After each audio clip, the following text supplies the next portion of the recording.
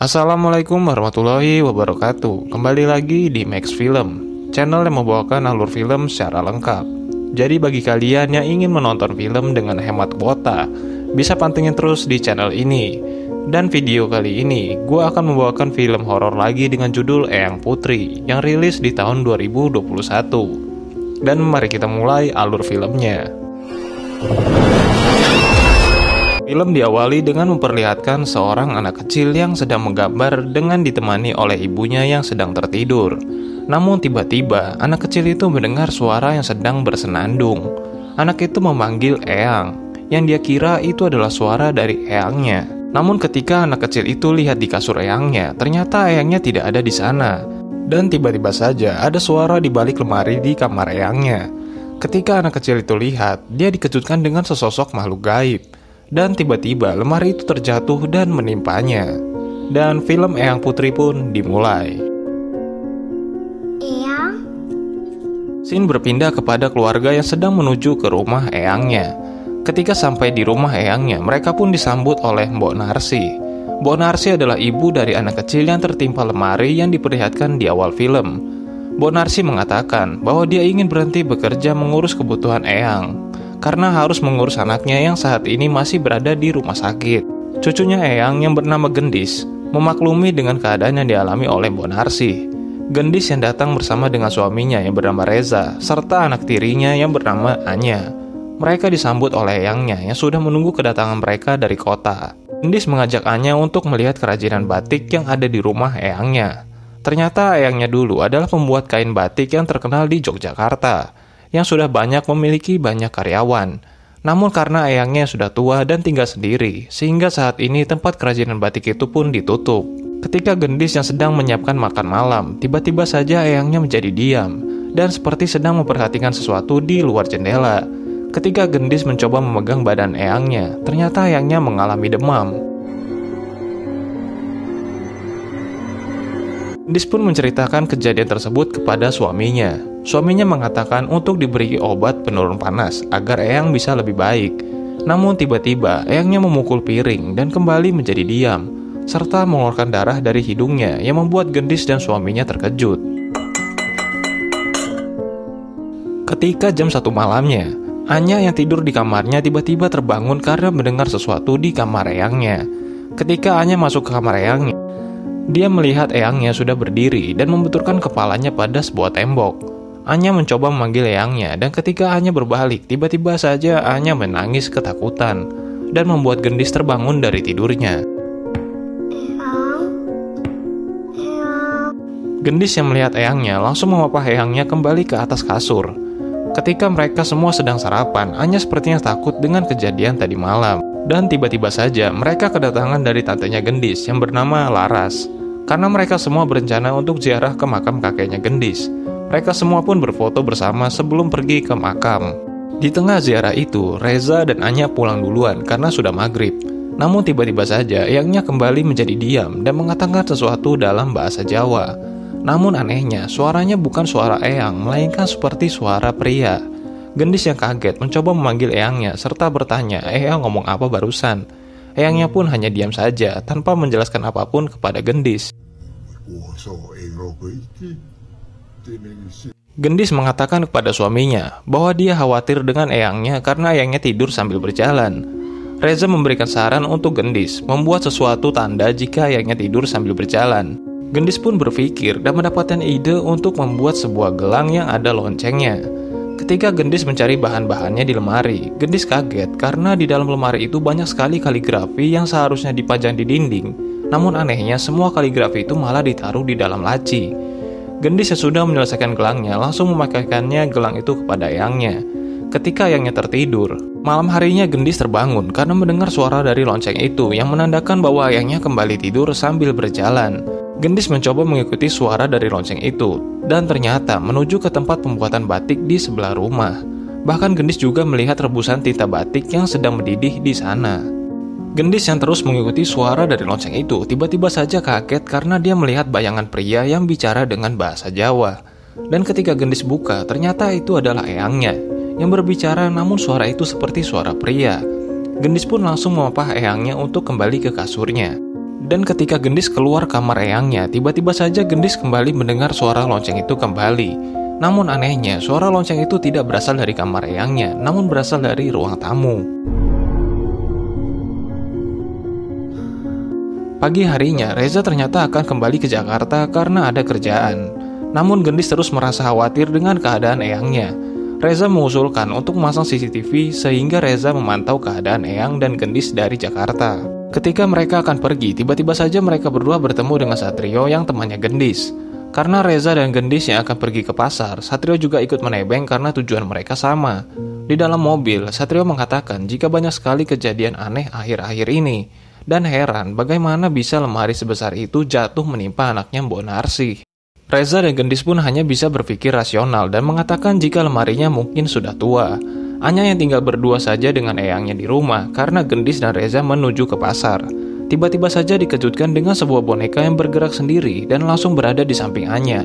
Anya pun langsung mengambil tapak meja dan menutup boneka itu.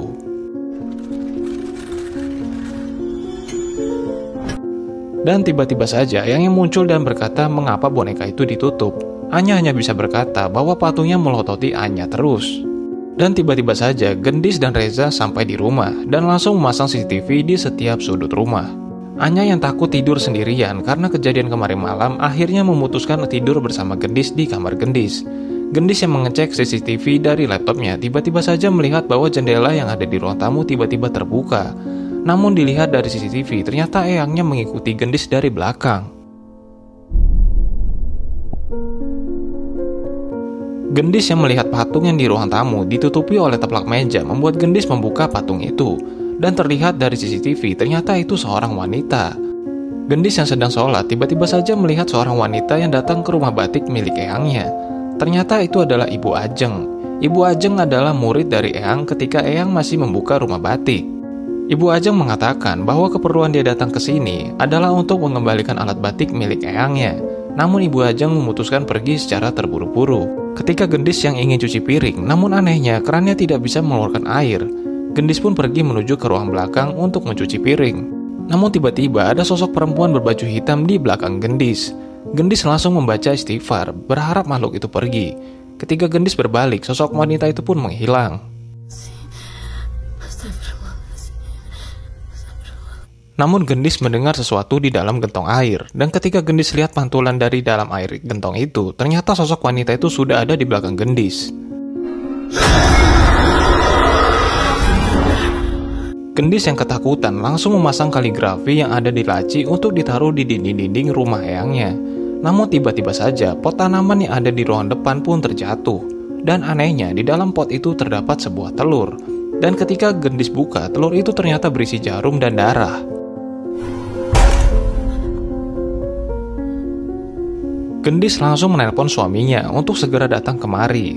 Karena terdapat banyak hal aneh dan Gendis menduga jika rumah ini sudah disantet atau diguna-guna. Namun Reza tidak percaya dengan hal-hal yang begitu. Gendis juga menelpon temannya yang bernama Satrio. Satrio yang melihat keadaan dari Eyang juga mengatakan sepertinya memang benar bahwa Eyang sepertinya sudah disantet.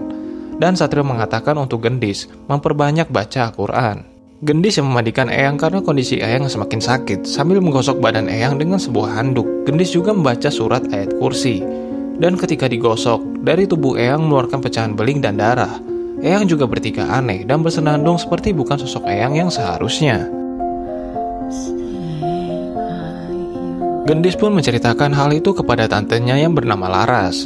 Gendis meminta tolong untuk menemaninya di rumah karena dia khawatir dengan kondisi Eyangnya.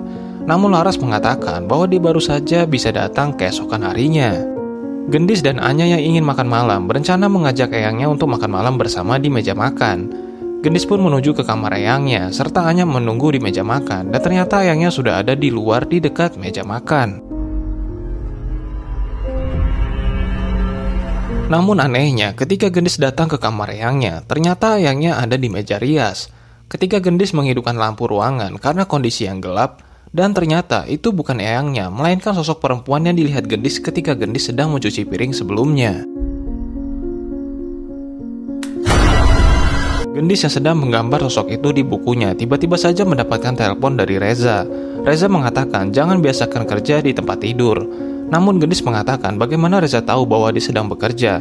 Reza mengatakan bahwa dia sedang mengecek CCTV. Dan di CCTV itu terlihat Gendis yang sedang bekerja dan di sampingnya ada Anya yang sedang tertidur. Aku lagi liatin CCTV di kamar kamu. Aku udah bilang sama kamu kan. Namun anehnya Gendis mengatakan bahwa dia tidak berada di tempat tidur, melainkan dia sedang berada di ruang depan. Namun Reza tetap mengatakan bahwa dia sedang melihat Gendis yang ada di kasur. Gendis langsung berlari menuju ke kamarnya karena khawatir dengan Anya yang sendirian di kamar. Di tempat tidur, aku lagi di ruang depan. Ketika Gendis sampai di kamar, Gendis mengatakan bahwa ternyata tidak ada siapa-siapa selain Anya yang tertidur. Dan ketika Reza melihat CCTV lagi, sosok itu pun melihat CCTV dan ternyata sosok itu yang sama yang menakuti Gendis ketika Gendis berada di kamar eyangnya. Gendis yang sedang menelpon Reza tiba-tiba melihat Ibu Ajeng yang datang ke rumah batik milik Eyang. Gendis melihat Ibu Ajeng seperti menaruh sesuatu di rumah batik itu. Dan ketika Gendis buka, ternyata di dalamnya terdapat gulungan putih yang ada tanah dan potongan kertas. Reza yang sudah datang dari Jakarta pun kaget dan bertanya kepada Gendis sebenarnya apa yang sedang terjadi. Mas, Gendis menduga jika Ibu Ajenglah yang mengirim santet kepada eyangnya. Gendis merasa jika Bu Ajeng melakukan ini agar Ibu Ajeng tidak memiliki saingan di kota. Tiba-tiba Bu Laras datang dan melihat gulungan itu. Bu Laras mengatakan jika Bu Ajeng yang mengirim santet ini berarti hanya Bu Ajeng yang bisa menarik santet ini. Serta benda-benda ini harus dikembalikan kepada Ibu Ajeng lagi. Berarti dia juga yang bisa menariknya kembali. Ketika Gendis sampai di rumah Ibu Ajeng, Gendis langsung marah-marah kepada Ibu Ajeng. Bu Ajeng mengatakan bahwa dia tidak mungkin mengirim santet itu. Bu Ajeng mengatakan bahwa sebenarnya benda-benda itulah adalah penangkal dari santet. Karena 3 bulan yang lalu, ketika Bu Ajeng berkunjung ke rumah Eyang, Bu Ajeng melihat sosok menyeramkan yang mengikuti Eyang. Gendis pun langsung memberikan gambaran dari sosok yang mengikuti Eyang apakah sama dengan sosok yang Gendis lihat di rumah Eyang. Namun Bu Ajeng tidak tahu siapa yang mengirim santet itu kepada Eyang. Namun Gendis mengingat sesuatu dari motif batik yang ada di sosok tersebut, sama dengan motif batik yang ada di patung di rumah Eyang. Bu Ajeng mengatakan orang yang mengirim santet ini menggunakan patung itu untuk menyalurkan santetnya. Dan ketika Gendis lihat foto mereka ketika Gendis datang ke rumah eyangnya, dia sadar bahwa motif batik itu ternyata sama persis dengan motif kalung yang dipakai Ibu Laras. Orang yang menyantet Eyang memakai motif ini. Gendis akhirnya sadar bahwa yang mengirim santet itu ternyata adalah Laras. Gendis langsung pergi ke rumah eyangnya karena saat ini Anya dan Eyang sedang berada bersama dengan Laras di rumah. Dan terlihat bahwa benar Laraslah yang mengirim santet itu. Serta Laras juga seperti mempersiapkan ritual kepada eyangnya. Laras ternyata adalah anak tiri dari Eyang. Laras tidak terima jika harta yang ditinggalkan oleh bapaknya dibagi 2 dengan Gendis. Dan menganggap bahwa semua harta itu harusnya menjadi Laras seorang. Bahkan Laras tega membatik tangan eyangnya yang kita tahu cairan itu pasti panas. Namun Eyang hanya diam saja sambil menahan panas. Laras sudah bilang sama ibu. Gendis yang sudah sampai di rumah bersama dengan Reza dan Bu Ajeng langsung mencari keberadaan Anya dan Eyang. Ibu Ajeng langsung membaca zikir dan mengatakan bahwa mereka semua ada di rumah batik. Eyang yang sudah dikendalikan oleh santet itu langsung mencoba menggantung dirinya. Bu Ajeng yang melihat cairan rendaman batik langsung mencoba mencari sumber santet itu dan tiba-tiba saja Bu Ajeng melihat dukun yang mengirim santet itu dan membaca doa untuk memutuskan santet itu. Gendis dan Reza yang sudah menemukan Eyang kaget melihat Eyangnya sudah gantung diri. Reza dengan cepat langsung menyelamatkan Eyangnya. Untung saja Eyang masih bisa tertolong. Bu Ajeng yang sudah memutuskan santet itu tiba-tiba saja diserang oleh Laras yang sudah ada di belakang Bu Ajeng. Laras langsung mencekik Ibu Ajeng. Laras langsung mencekik Ibu Ajeng karena Reza sudah tahu bahwa santet itu ada di dalam patung tersebut. Reza langsung mencari sesuatu untuk memecahkan patung tersebut serta membuat santet itu berbalik menyerang Laras. Ketika Reza ingin menghancurkan kalung itu, namun Eyang langsung menghentikannya karena kasihan dengan Laras. Eyang mengatakan bahwa Laras juga anak Eyang walaupun anak tiri. Dan akhirnya santet itu pun bisa hilang dan Laras pun bisa selamat. Karena kondisi yang sudah mulai membaik, Gendis dan Reza memutuskan untuk kembali ke Jakarta. Dan Bu Ajeng berjanji bahwa dia akan mengurus kebutuhan Eyang sehingga Gendis tidak perlu khawatir. Dan di scene terakhir diperlihatkan bahwa Laras ternyata menjadi gila serta selalu diikuti oleh sosok santet yang dia kirim kepada Eyang. Dan film pun tamat.